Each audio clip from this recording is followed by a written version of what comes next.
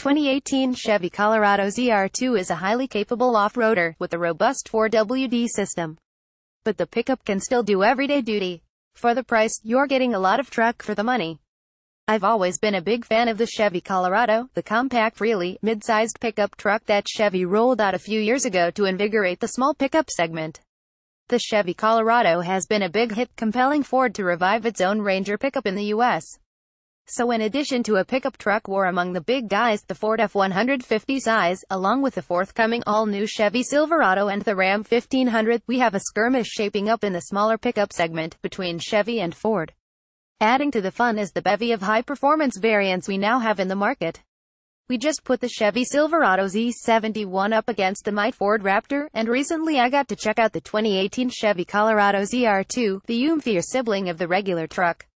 Our $43,475 tester was well equipped and ready for off-road action, but sadly I spend most of my time driving around suburban New Jersey.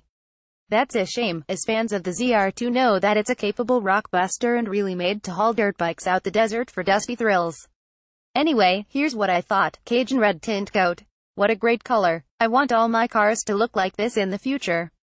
Our test truck was $43,475. The Colorado ZR2 is already a lot pricier than the $20,000 basic Colorado, but our tester came well optioned out of the box before a few extras added about $700. Our ZR2 came with a crew cab and a short box bed.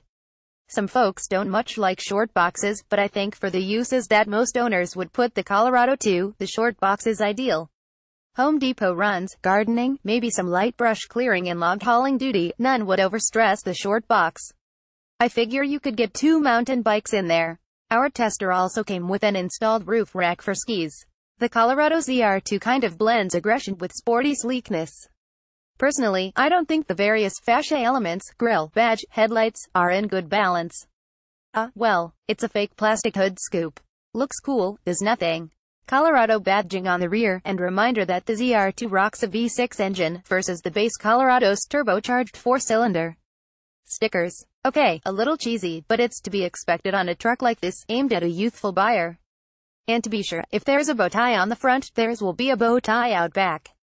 The short bed isn't all that large by pickup standards, but it would easily handle all my needs. Plus, if you'd use the ZR2 for off-road action, the more compact design helps with performance. The sprayed-on bed liner helps protect against bumps and scrapes. It's also less likely to allow moisture between liner and bed, reducing corrosion. Some sweet knobby tires and 17-inch aluminum wheels.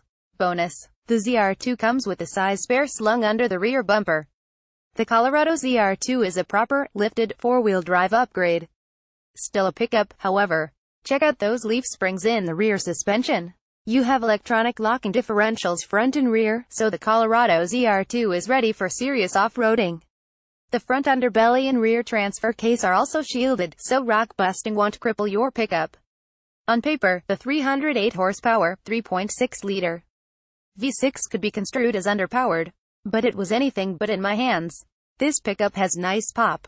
The ZR2 has been clocked at a respectable 0 to 60 miles per hour in 6 seconds. The motor is smoothly responsive, with solid if not stunning torque. I'm a fan of naturally aspirated V6s that simply get the job done. The ZR2's 6-pot is a stout motor that's not likely to give owners a lot of trouble. Fuel economy is meh, 16 mpg city, 18 highway, 17 combined. But you don't buy a performance off-roading pickup to save on gas. Let's check out the jet black interior. It's a nice environment, near premium without being luxurious. That's by design. This isn't a truck that's meant to be babied, so the interior has to be able to endure some punishment. The back seats are a bench layout. The crew cab setup is relatively roomy, but taller folks could find their knees bumping against the front seats. The ZR2 power is channeled to the 4WD system through an 8-speed automatic transmission. The shifting was smooth. The transmission isn't tuned to race for the upper gears to save fuel, either. It holds in second through fifth to produce a sporty, powerful feel. The ZR2 can tow up to 5,000 pounds. That's not massive for a pickup, but the non-performance Colorado and ZR2 aren't really intended for customers who will be hauling horse trailers. More likely, they'll attach a small trailer to pull in a TV, some jet skis, or a modest camper. How about this: an old-school ignition switch on the steering column? Most vehicles these days have push-button start. The driver gets a pretty typical Chevy setup as far as the steering wheel controls and gauges are concerned. There's a small info screen between the speedometer and the tachometer. Beyond heated seats, cruise control, and nicely appointed leather-wrapped steering wheel, you don't get a lot of driver assist features with the ZR2. But an off-road warrior such as this doesn't really need a suite technologies that would be more at home on the freeway. The 8-inch touchscreen runs Chevy's IntelliLink infotainment system. We've liked the system on all Chevys, and in the ZR2, it's up to snuff, although the screen is fairly small. Bluetooth device pairing is a snap, and there are USB aux options for plugging in gadgets. Like all GM vehicles, the Colorado ZR2 has 4G LTE Wi-Fi connectivity.